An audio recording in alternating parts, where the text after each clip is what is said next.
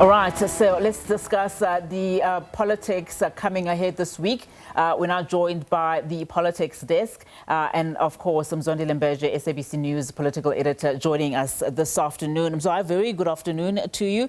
Of course, a lot of developments happening this week. Let's start with the death of COPE leader Musa Lod.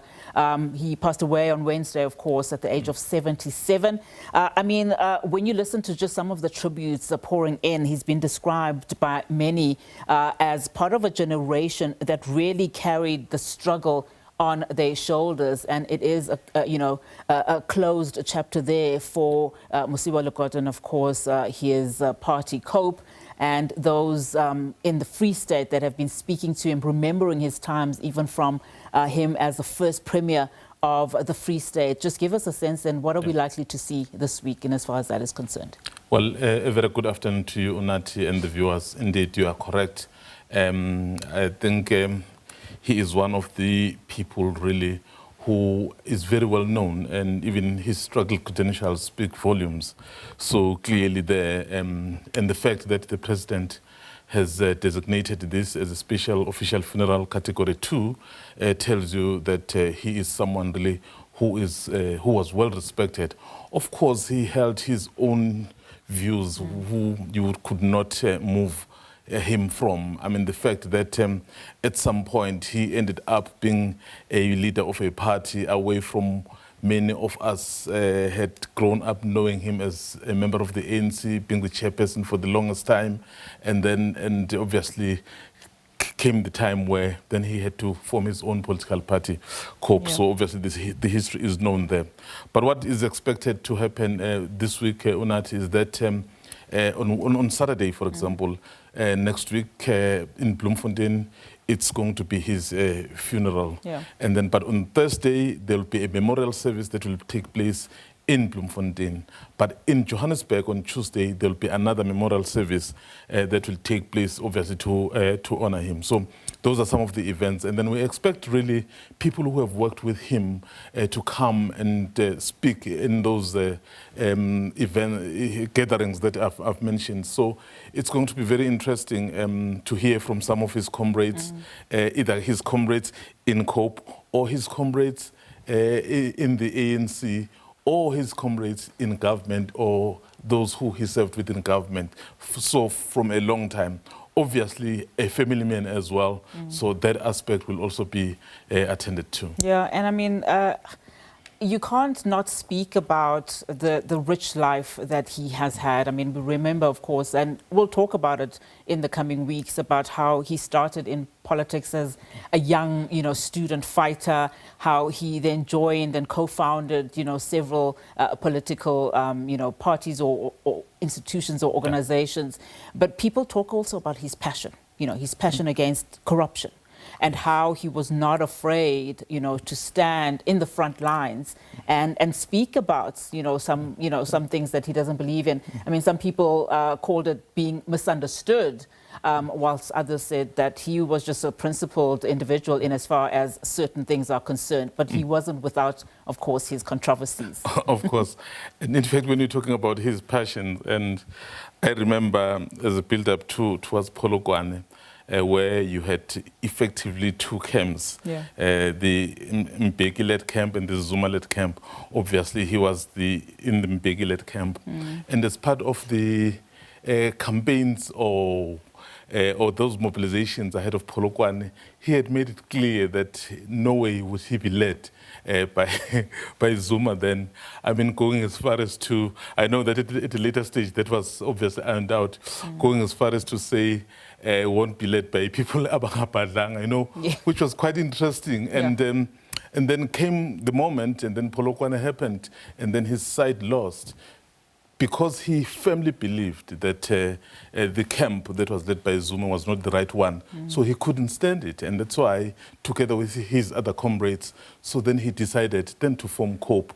So obviously we know what happened. COPE was very powerful at the beginning. But I guess over the years, the project may not have gone the way they had anticipated, because, I mean, 2 years ago, this party lost just about everything, from having more than 30 seats in parliament in 2009 to 0 in 2024. Clearly, certain things happen. And you would know the kind of internal dynamics within his own party that tussle between him and Mzwandile.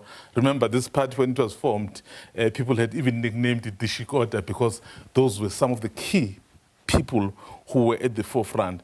But when the moment came for them to organize congresses and conferences to elect leadership, so those difficulties came. Some actually, Unathi, attribute that perhaps to his intransigence, to perhaps to his way of doing things, which not everyone will agree with. But of course, he is someone who his role can never be forgotten. In fact, talking about passion, I know that people only look at him from the political point of view. You would recall, I'm actually reminded of this discussion as 2 weeks ago, we had a derby between Chiefs and Pirates. Obviously, Pirates won. So where I'm going with this is that at some point, Pirates, I think, had banned the stadium because of the poor results. And they were fined.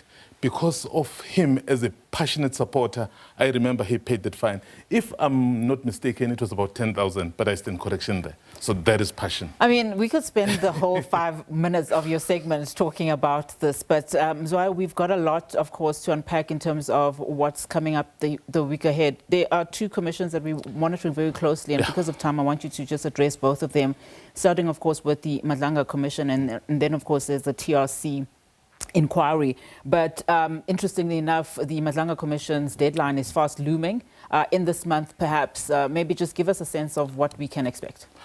I mean, let's be honest. Obviously, the president will take a decision, but given what is happening and what we expect to happen, honestly, there is no way the commission can finish the work.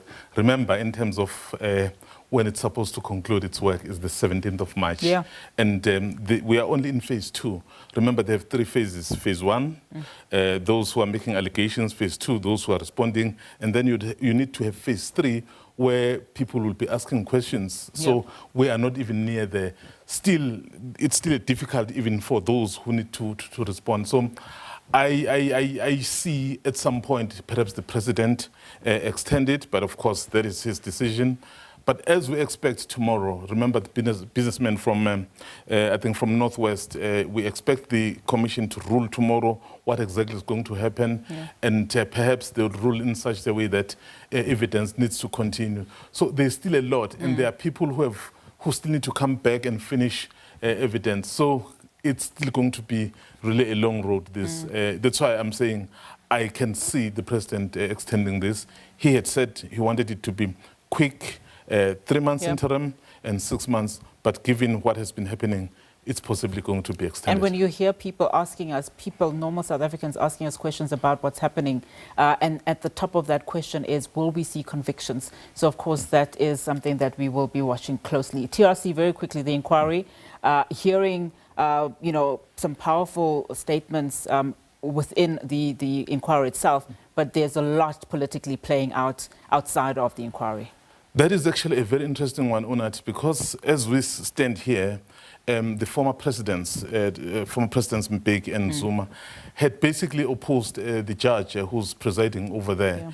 And then we saw on Friday that because it's the president who appoints, he basically said, well, he wasn't... he's not opposing the frustrations or the arguments that they are putting forward. So the question is it still going to continue the way it is? Yes, at the moment, it's still continuing. We are still expecting witnesses to come forward.